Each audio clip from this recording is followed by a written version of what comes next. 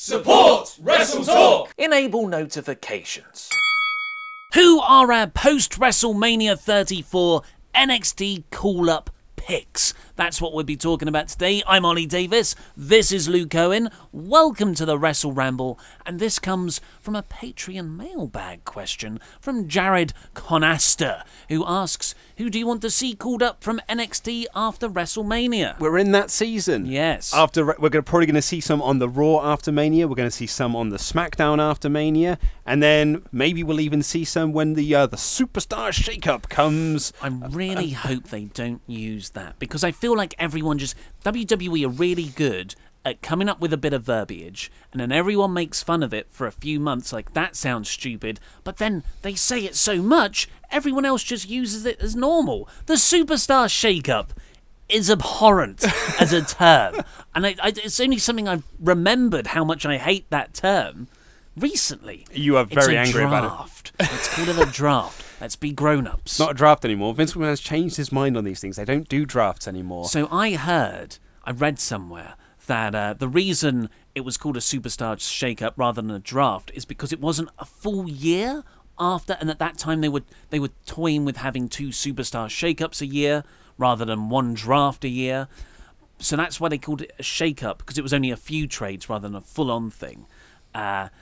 So I'm hoping it's going to go back to being called a draft this year. If they are going to do it as a draft, I want them to do it like a proper draft, where you have your general managers and your commissioners, not that you need both of them, but them standing out there saying, like, we have picked this person. Yeah. Like, we have agreed to draft this person across, rather than just being like, and bloody blah is moving to Raw, like, and just randomly announcing it. And it's such a good, well, not a good concept, but it is certainly a concept. And they just do it. But that's a concept that you could get weeks of TV storyline out of. You know, maybe you've got a few matches, inter-brand matches, to decide who gets the first pick. Well, then what about Survivor Series? Well, yeah.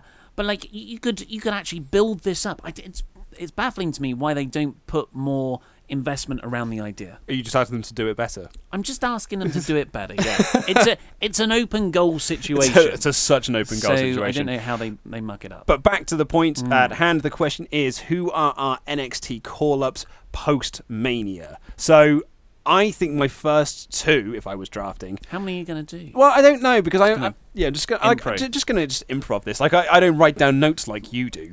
Although I've just seen you've got 2 of the names I had down there, which is Billie Kay and Peyton Royce. Ah, okay. Because I really feel that what WWE need to do this year is bolster their women's division. They need to add more and more names to it, so we don't get to the Royal Rumble next year and it be like, actually, 25%, half of our Royal Rumble here, over half our Royal Rumble is nostalgic entrants. You need to have like a stacked roster so that you can do multiple feuds, you can do this, you can do that, and you can have a full Royal Rumble come January 2019. So I think Billie Kay and Peyton Royce are ready. They haven't done anything in NXT for ages. Yeah. I thought it almost seemed to make sense that they were going to be the first people that Ember Moon would feud with once she won the NXT Championship last summer, but lo and behold, they weren't. And I just think they're so good, and they've got such a good act and such a good look. I think that they are almost tailor-made to be heading straight to the main roster now. I agree, yeah, that it's all about their act, and the storylines you can do with them, like they're just such best friends, and they will lay down for each other in matches so they could become the champions together. They'll be of all the women down in NXT, they'd be the best injection storyline wise, I think. They're both great promos as well. Plus, and this is my thoughts for the whole question. I'm looking at NXT now, and this is the first time in 2 years back since the first draft where that draft gutted with the brand split. It gutted NXT and all the talent. God, didn't it just, yeah. And then you had about like a good year and a half of rebuilding, and finally now the last 6 months have been really very good, and I feel like you've got a proper NXT class now. You know, you've got Adam Cole, you've got Aleister Black, Almas, and it feels really deep, and I don't actually want any of them to be called up, because it would they've got a good thing going down there at the moment. Yeah. However, there are a few names who I feel like have nothing left to do in NXT. And I think that's really how you should call people up. Yeah. Apart from Ricochet. He should just go straight to the main roster. Another name that I would like to put down before you make a suggestion is the Velveteen Dream. No, he's not ready. You reckon? Yeah. I think Velveteen Dream, particularly on Mania weekends, I think he's going to be so over at NXT TakeOver New Orleans. I think he'll get such a superstar reaction should he debut on Raw or SmackDown. He's only been wrestling in ring for three or 4 years. But he had that amazing match with Aleister Black. Well, and the perhaps. second one was with Cassius Ohno. I'm not taking much away from Velveteen Dream because performance-wise, the guy is phenomenal. Like, I wouldn't change a thing about his act, but wrestling-wise, he does botch quite a few moves. And I just think he could do with another year in NXT to really get that through. Although, by all accounts, NXT wrestlers don't get a great deal of in-ring time.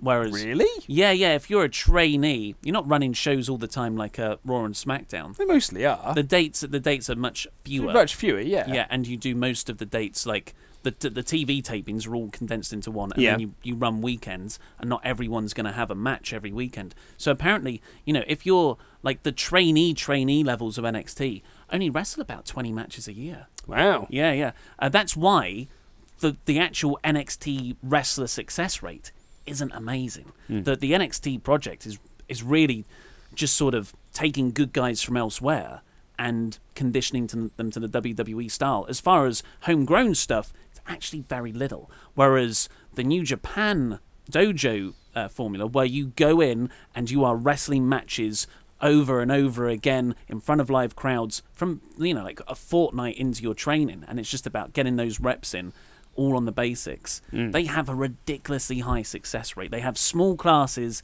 and a very high proportion of people who make it through. That's interesting. Whereas NXT are much wider, and who's NXT made really that didn't have a prior name elsewhere? Yeah, I was just trying to think of that. Cass. Enzo and Cass, yeah. Rusev a bit maybe. Tyler Breeze maybe. Well, he was already a Lance Storm guy. I suppose. So yeah. he learnt much of that there. Although his character was very well defined in NXT. So yeah, and then there's a name you've also got, which is the Authors of Pain. Yeah. And Authors of Pain, you've made an excellent point in which is putting them on Raw, so you keep them away from the Bludgeon Brothers. I was also going to suggest, I'd imagine post WrestleMania, we're going to see the debuts of War Machine in NXT as well. Yeah. So you don't really need like that big man team in NXT now, because you're going to have Hanson and Rowe doing that instead. Yeah, definitely. Plus, what have the Authors of Pain got left to do? Yeah. I feel like they've done everything they can. All the storylines. I completely agree. Done. But yeah, I've only put the Iconic Duo really as the only women I would call up, because Kairi Sane, Shayna Baszler needs a lot more time in NXT. Ember Moon, I feel like she deserves a good run with the belt, or at least fighting for it down there. I think she could be a good face of that division as well. I think she can really build herself up with another year down in NXT. But I would bring up Nikki Cross as part of Sanity, because I feel like Sanity have run their course as well on NXT. Yeah, I would say that they've pretty much done everything they can do. And it's really interesting with the women of NXT, just taking a quick step backwards, because you've got people like Bianca Belair, and actually taking a step forward back to the Sanity thing, you've got a new group coming in, haven't you? What they call it, the Sons of Fury or something? I keep wanting to say Sons of Anarchy. Yeah. Anarchic Sons. I don't know. Well, everyone will tell us in the comments. Everyone keeps telling me. Everyone tells us in the comments. We do forget. Yeah. Sorry about that. It's not we're idiots. But you've got another group coming in. So do you need Sanity there when you've got a group that might be doing sort of the same thing? So actually, moving Sanity up to the main roster might be a really good shout.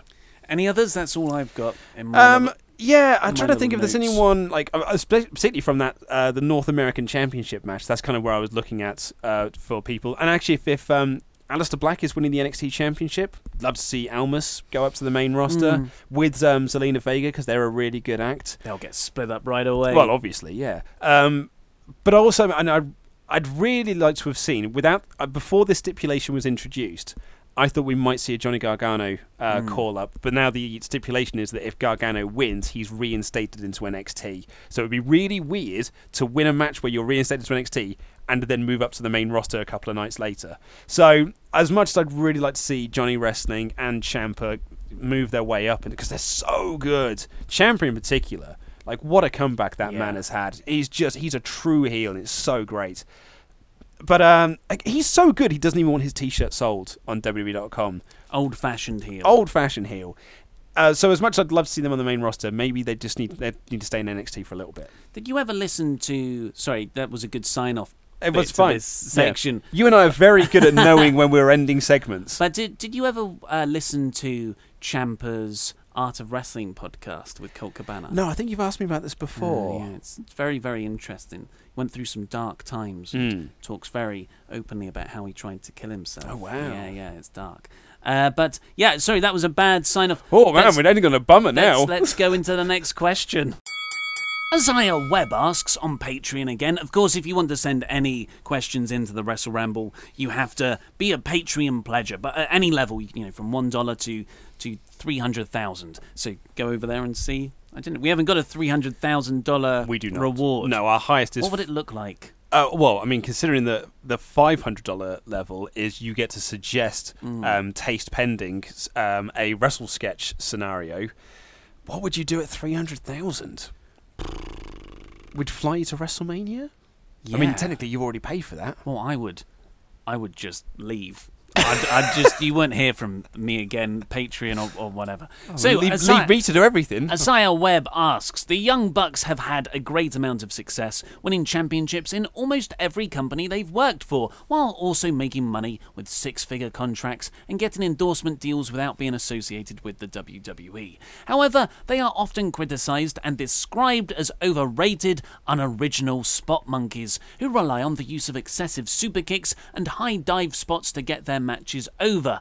I think it's a bit hypocritical to hate them for working like that when people like Johnny Gargano, Flip Gordon, Kalisto, Adam Cole, Ricochet, Will Ospreay, Marty Scurll, Kevin Owens, Cedric Alexander, Mustafa Ali, Sami Callihan, Neville, Phoenix, Tommaso Ciampa, Sami Zayn have worked the same crazy spot fest style matches in PWG and on the independents. What are your opinions on this, Luke and Ollie? Perhaps this is just me, but I think the era of saying that the Young Bucks are overrated spot monkeys who just do throw super kicks is sort of in the past now. I really feel that we've really moved on from this. If this question, if someone had asked me this a year and a half ago, maybe you'd be like, oh yeah, well, some people think that, but I tend to disagree because I think there's X, Y, and Z.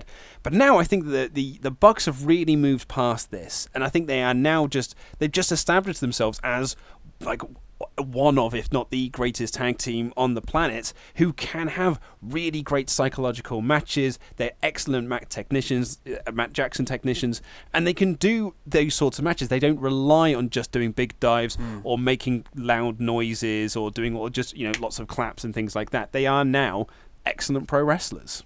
Yeah, I agree. Like, you can't keep up with their... If, anyone who still says that now isn't watching them. Yeah. Because the Strong Style Evolved main event, the Wrestle Kingdom 12 match, all their stuff in Ring of Honor last year, and New Japan, they're what's Show and Yo feud. Yeah. Roppongi 3K, so good. They are really good storytellers in the ring. This Bullet Club stuff with Kenny Omega, and when they apparently, I haven't watched it all yet, but there's a spot from Strong Style Evolved where Matt Jackson is in the One Winged Angel. Have you heard about this? I've not, no. Oh, yeah. So, and Kenny Omega is selling this with his face, like, I don't want to give you the One Winged Angel. And so he starts to put his arm down while he's got Matt Jackson up there, and Matt grabs Kenny's arm and puts it over his head. Oh, lovely. And then Kenny delivers it. And it's just like, so that's not just, that not only are they great professional wrestlers in terms of getting the crowd invested, because you can say, oh, they do all these spots, yada, yada, yada, but it's getting a reaction. Well, yeah, I was going to say that Dave Meltzer made this point because he was on a podcast with Jim. It was on Jim Cornette's podcast having this very discussion because Jim Cornette doesn't like Kenny Omega and he doesn't like the Young Bucks because they do X, Y, and Z.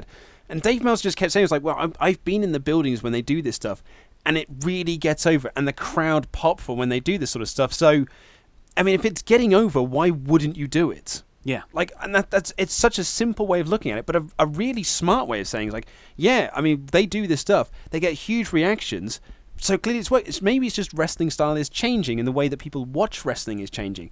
Not only that, but I think the Bucks are just... The way that they craft their storylines with the use of being the Elite and the fact that they've kind of built this brand all on their own, no other wrestler has managed to do this. Like, say Colt Cabana. Colt Cabana with the Trailblazer. Yeah, was the Trailblazer for that, certainly with podcasts. And Zack Ryder with the True Long Island Story, but he was sort of held down by the machine. The Young Bucks haven't got that machine that's to their hold down. They've managed to just grow this now. They're doing just so well for themselves. Like, I give them a lot of credit. I think they're a really, really great and smart team. Yeah, and that they deliver in the emotion of the matches, Oh, which to me is the most important thing. Yeah. But that's not to say that criticism wasn't once valid.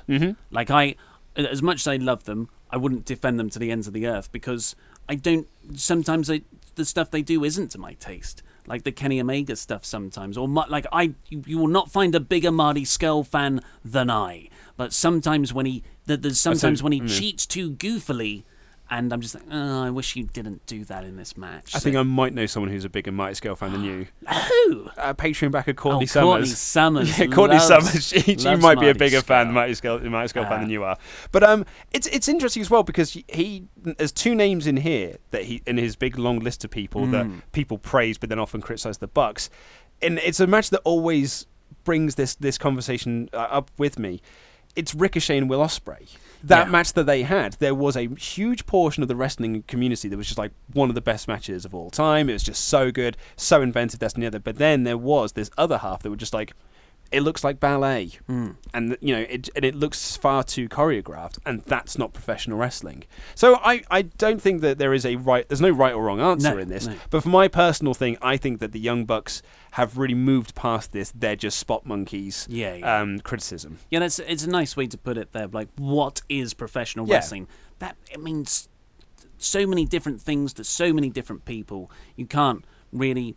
Yeah, I'm not gonna say, oh, if you don't like the Young Bucks, you don't know what professional wrestling is, because I think Jim Cornette knows what professional wrestling is. I respect the man tremendously. 100%. Yeah, absolutely. Because he's just incredible. Although he has fallen out of favour from a large group of people because he says things like this.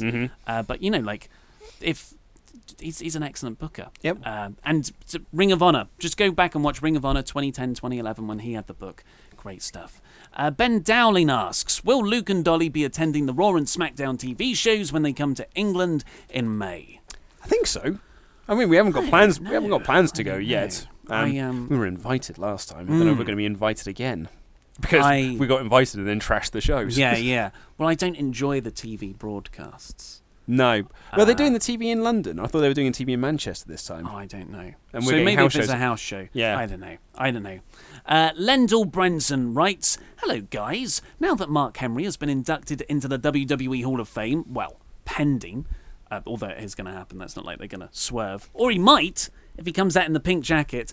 Don't you think Christian deserves to get in as well? I mean, not as the headliner, of course, but just as a regular inductee. I'm a big Henry fan, but in my opinion, Christian was just as good on the mic, especially as a heel. He's a better in-ring performer and has had more success as well. As good as Henry's feud with The Big Show in 2011 was, Christian's feud with Randy Orton that year was even better. Oh, man. That's a big claim, because they are both excellent feuds, but they are in different ways. Like, Henry's character was better, but the Christian Randy Orton series of matches, in-ring matches, so great. Far exceeds. I mean, that was one of the best feuds of the year. Yeah. He surely deserves it more than some of the names that are in the Hall of Fame already. Would like to know what you guys think, in your opinions. Does Christian deserve to be in the Hall of Fame? I mean, it's not a real Hall of Fame, so it doesn't really matter if Christian never goes in. It's like, I don't understand why people would be upset that Mark Henry is going in, because it's not a real Hall of Fame. It doesn't really matter. Having said that, like, eventually Christian is going to have to go in, because they only have a certain pool of names that they can dip into. So he's going to be inducted at some point, but I'd imagine from a WWE sort of thing, they don't see Christian the way that the wrestling community sees Christian. He wasn't this great in-ring performer and this great promo and all this sort of stuff. He was the guy that Vince wanted to put a blue dot over because he just thinks he looks weird, and was very happy to let him go to TNA. And when he came back from TNA, they were just like, oh yeah, cool, Christian, that little mid-carder is back. So it's kind of like the Jeff Jarrett thing. Like when Jeff Jarrett is being inducted into this Hall of Fame, it's just for, hey, he was that Intercontinental Champion thing that sang With My Baby Tonight. He wasn't a champion in WCW. He wasn't the founder of TNA. He wasn't an NWA World's Champion. He wasn't all this sort of stuff. He was that guy that rode a horse once to a ring while was being flanked by Southern Justice with "Ain't he great?" And like, that's the Jeff Jarrett that's being inducted. So it's a way that WWE perceive him, I suppose. He'll definitely go in. But it's, and I'm sure to the people who do go in, it's really nice. Yeah. You're recognised by your peers. You get to, have a nice crowning moment to your, or like a sort of end note to your, an epilogue to your career. And I'd imagine probably quite a nice dinner. Yeah, but at the end of the day, it's all on the merits of who Vince McMahon likes that year, or who he wants to put in. There's no criteria for the Hall of Fame like there are for respectable ones, where like you have to have been on top this many times, or a huge ballot poll from loads of reviewers and wrestling minds, like people in the industry and stuff like that, like the Wrestling Observer has. So it's just like Hall of Fame questions, sure. Yeah, well, that's Sure, it. just put him in. It doesn't matter, like you said. It does matter to him. It does matter, yeah. And actually, like, Lendl brings up a really interesting point there, which is like, Big Show and Mark Henry had that amazing feud in 2011, but Christian and Randy Orton had, arguably a much better feud. Like, I wasn't saying that I agree or disagree. I just think there's a strong case for both of them. But Christian was only in that position because Edge retired. Like, if Edge hadn't retired, then Christian wouldn't have been with an arse's roar of that world's title. $100 Man CD Horver, we're going to get your name right this time, writes, what's your... I love this question. This question is so good. What's your favourite law of wrestling physics? Those weird alternate reality axioms that, while have nothing to do with real-world physics, we all tactily accept as true within the squared circle. I'll kick it off with one that I call rotational power principle. The idea that adding a rotation to a move exponentially increases its power, a la the discus clothesline, 450 splash, or Angelo Dawkins' awful spinning stinger splash. I take offence to that last one because I like Angelo Dawkins' stinger splash. I think I take offence to the whole thing. I think, well, like Luke Harper's Discus clothesline is vicious. awesome, Yeah. as does AJ Styles' spinning elbow Yep. that he does as part of his strike combination. And, Marty Scurll, before he locks in the chicken wing, he does a twirl. He does a And twirl. it's about the rotation that gives you the momentum. I was going to say, he said on commentary, it's momentum, and that's what you need when doing a move. When Marty Scurll was doing that on guest commentary, that's because he was calling out, I think it was Kushida, for doing spins and flips. Why do you even do that? Why do you even do that? It doesn't add anything to the move. And then Colt asks him, well, you spin before the chicken wing. He says, well, that's for the momentum. He's so good as a heel promo sometimes. So it's great. But you've got some really good ones here. Well, this is probably the most famous one, the Irish whip. Yes, if you throw someone into the ropes, they're not just going to bounce back and run at you again. Like, physics-wise, that's not how momentum works. Yeah. You can just stop.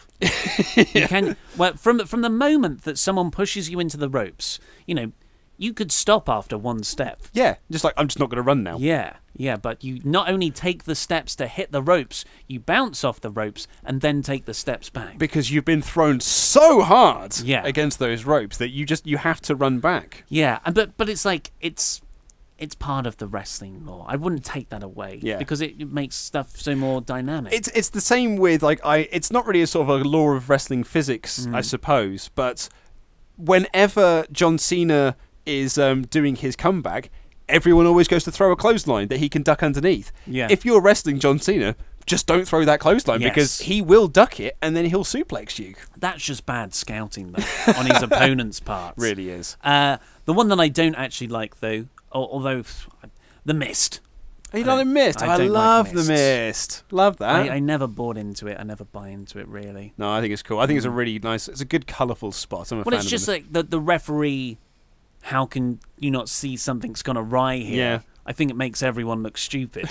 And you hate that in Yes, professional. You genuinely do hate that. I in don't professional hate wrestling. referees looking, don't like undermining the referee's authority. Yeah, and I suppose again, I can't really think of good physics ones. I think this is such a good question. I really wish I'd given this a bit more thought. But we were talking about this on the WrestleRamble Extra that we were recording. When doing multi-man matches, if you are on the outside of the ring, it is customary for you to just sort of punch the person that you're next to while standing there waiting for someone else to do a dive. Like, you wouldn't, you don't do that elsewhere. Looking up, yeah. You don't do that elsewhere around the ring. But at other times, but only in those scenarios, are you meant to go like, hey, you and me, mate, have a little bit of a punch-up, some very weak-looking punches here while we wait and look up. You've unlocked another one for me. So WrestleMania 25, the Money in the Bank match, which we watched recently for the WrestleRamble Extra podcast, that'll be up soon. Of course, donate to Patreon to get that.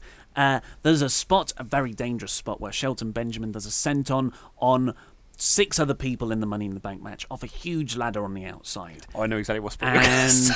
And everyone's doing the thing that you just said, where they're sort of punching each other but looking up ready to catch him, and he dives down, they barely catch him, he sort of headbutts the floor. But Kane is to the left of all this, no one touches him. Like, Sheldon Benjamin lands on everyone, but even the closest person catching Benjamin to Kane, who falls over, is still a good foot away from Kane.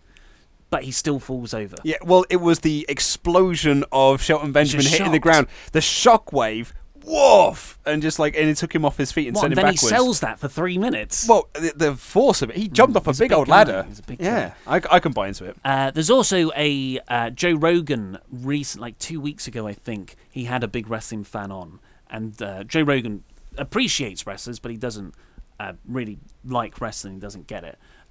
But he's the color commentator for UFC, and they went through a lot of wrestling submissions, and Joe Rogan would, say, because he's very versed in jiu-jitsu and stuff, he would say if those would be authentic submissions in the real world. And the figure 4, he said, well, it's good, but reversing it like that wouldn't then automatically put It reverses the pressure, though. Like, Jim Ross has told me that time and time again. You reverse the pressure when you do that. Yeah. So that was the only other one. Ben Sawyer, in a very timely question, does WWE overuse multi-man match formats, i.e. triple threats, 4-ways, 5-ways, etc.? In particular, championship matches at pay-per-views always end up feeling like WWE just throws an entire roster division into the ring at the last minute for the sake of having lots of names on the show card. The crowded Fastlane main event was an extreme example of this, even spawning internet memes. But now there's the US and SmackDown Tag Championships at Mania. Don't get me wrong, I'm excited to see Rusev get a title shot, and that 6-man tag sounds epic, but I can't shake the feeling that it's creatively lazy. I think he means the triple threat tag team match as opposed to the 6-man tag. I do agree, but this is one of those issues where WWE have got almost too many people on the roster. They've got too many big names, and because of the WrestleMania payday and because of pay-per-view payday, everyone has to be on the card. Or you almost feel like you have to get people on the card so they can get that payday. It's why the Battle Royal exists, because not everyone gets to be on the card, but with the Battle Royal, everyone does get to be on the card. Previously, before the Battle Royal, everyone was a lumberjack, just because then you're on the card and you get the WrestleMania payday. So I do think that the multi-man match format gets overused far too much, but I mean, we said this at the time when we reviewed Fastlane. It's difficult to have 6 men in the ring of that caliber and not have fun watching it. And I do usually have fun when I watch the multi-man matches. Yeah, like there was a 5-way at Extreme Rules. A 6-way at Extreme Rules. Was it 6-way? And it was the 5-way was on the SmackDown before it. Oh, no, but without John Cena. I'm talking about last year. Oh, last year. I thought you said Fastlane. 5-year at the Extreme Rules last year. Yes, you are completely 100% right. And the SummerSlam 4-way, that was also great. So, like, those matches can work, but WWE have definitely overused them in the last 4 or 5 months. And it's not just creatively lazy in terms of let's just chuck everyone in this match. It's also a booking crutch where you don't have to really beat anyone. You can pin Dolph Ziggler and not have it affect other people in the match. So which you would have to find a creative way around that if it was just one-on-one, which is really, like, those are the best matches from a story standpoint. It's much more substantial to put your teeth into. I hope my facial expression showed how much I dislike the mentality of get everyone on WrestleMania for a payday. Oh, I mean, you don't even have to tell me, mate. I completely understand. I completely agree. Because I don't, as a fan, call me selfish, or as someone who would buy tickets to see something. No other industries like this. They don't say if it's a film, they intentionally cut stuff out that isn't good enough to make the final cut. But in wrestling, there's this idea, and I guess it's from the old days of the wrestling industry, where you need to get everyone on the card. But as a fan, I would much prefer you invest a lot of time in a bunch of maximum 10 matches, a couple of multi-man matches, but mostly singles matches, and you just have the best wrestlers in the best storylines on that show. You don't put everyone on there because you feel like you owe them something. You should owe me something because I am the fan watching it. I get that makes me sound disrespectful to the wrestlers. And entitled. But it is. Why wouldn't you do that? No, I'm not saying you're wrong. I'm not saying you're wrong. I'm saying that the mentality of you should do it because that's what I want I think is slightly wrong. As the larger wrestling fan. I think the better way to do that, as you were sort of originally saying, is you should do this because it just makes a better product. Yes. Well, that's it. That's it. And why would you make a better product? So more people like it and watch it. Yes, exactly. Yeah. So if I was running a wrestling promotion, I would not try and find a way to get every single performer on the card. I would pick the creme de la creme for my biggest show of the year and do it that way. Also, it allows you to cycle people in and out. If you had that 6-man match you had at Fastlane, that actually could have been 8 months worth of story, but cycling people in and out of those feuds. So you just have these one-on-one matches. Yeah. But you don't need Baron Corbin on TV every week. You don't need Dolph Ziggler on TV every week. You just cycle these people in and out, and that also makes for a much more refreshing product because you're not seeing the same faces each and every week. Totally agree. It is time for a Wrestlecrate unboxing. Was that threatening? That was a little bit. Now, I know people were expecting some quick-fire questions because we put it out on the Twitter machine on Thursday. They've forgotten. But they've forgotten by now, yeah. But unfortunately, time has run out and we haven't got time to do the quick-fire questions. But we do have time for a Wrestlecrate unboxing. It's a bank holiday weekend over here, so yeah we're pressed for time. So here we go. Let's see. What we got? Some form of poster. Poster. I like unveiling posters. Dun, dun, dun, dun. Oh, it's Finn Balor. Nice. That's a nice little poster there for Finn Balor. It says Demon King on it. Oh, cool. Sorry, I should find out. It's a Travis Banks. Oh, that is cool. Little badge pin. I mean, you're the pin guy. I was going to say, I'm going to put that with my other one. It's really cool. I don't know if you can see that in the camera, the detail, but he's there in his New Zealand colours. He's cool, isn't he? What a wrestler. What a wrestler. What an incredible wrestler. Love that. Got the first T-shirt coming. Oh, you know how I feel about the T-shirts. It is... Who is that? Should we try and guess who that is? So it's like a green person with a hat on. It's a medium. Green person with a hat would instantly suggest Cena. It can't. But it can't be a John Cena. Doesn't look like a Cena T-shirt. No, that looks actually too cool to be a John Cena T-shirt. It is Mark Davis versus Kyle Fletcher, and it says Aussie Open on the bottom. That's the T-shirt there. I don't know who those people I'm afraid are. I'm sad to say that I don't know either of them. But that's a nice T-shirt. It's a cool T-shirt. I can tell you that much. I feel bad now. Yeah. Then we've got the Wrestle Squanchers. So this is a Rick and Morty joke. Okay. Done in the Rick and Morty style there, you can see. And it's the first ever interdimensional mystery portal match. What? On a DVD. Oh, let's have a look. Took place on January 13th, 2018. Oh, man. Who's on the card then? Or who's the match? Oh, Will Ospreay's on there? Is it a... It's the first ever interdimensional... I think we don't know who's in it. Yeah, but we got oh god, some good stuff on there. Another DVD for us to watch. Yes, that will be fun. Pro Wrestling Chaos is the promotion. Cool. Cool. Here we go. Now we're talking.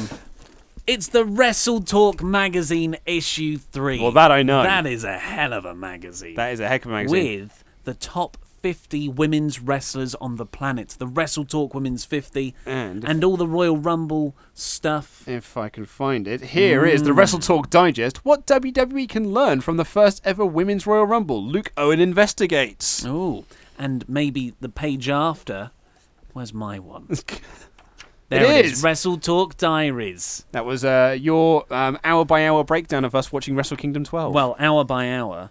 It's as a joke. Yeah, so it lasted 2 months. I put it as the joke. But what a magazine that is. You should subscribe. Let's see. This looks interesting. It's a tiny little box. Heavy Crate Champions vinyl figures. Ooh. It's come in a little box here. It's pointing me to open it from this way round. Oh, that's cool. It's a little vinyl lucha guy that I'm also ashamed to say I don't know who it is. This is why we need the magazine out, or the little guide thing first. Shall I get the guide out? No, but this is fun. You sure? Us figuring it out. There you go, take that. I know who this guy is. It's a signed picture of Apollo Crews. Oh, look at him smiling. He's smiling so hard. I don't know who Apollo Crews is, though. Crows. His head is the Oh, I see. Crows. It's Apollo Crows. And more Aussie we've Open. Got some. So this is the list. So let's see if we got everything correctly. Yeah. Well, I know we didn't get some of this correctly. Oh, look. Again, we're not featured in the subscribers of the month. We sent them a picture. Kid Lycos from CCK. Oh, that's what he is. Those are really cool, though. I like those figures. Aussie Open exclusive shirt. Pro Wrestling Chaos. The Wrestling Scorchers. And it must be a Welsh thing, because Eddie Dennis is in it, maybe. And, yeah, we got everything else. Lovely stuff. Well, that's very cool. And a Southside Wrestling I was going to say, that's what I was just looking at here. You get 1 month free, but Southside On Demand, it's £5.99 a month. Well, if you use the discount code WTTV at wrestlecrate.co.uk, you can get a free DVD or autograph in your first box. But that's all we've got time for today, so please click the WrestleRamble videos that have appeared here and here to catch up with recent uploads. Subscribe to this channel. Check out the podcast, why don't you? This has been Luke Owen. I've been Ollie Davis, and that was Rambling.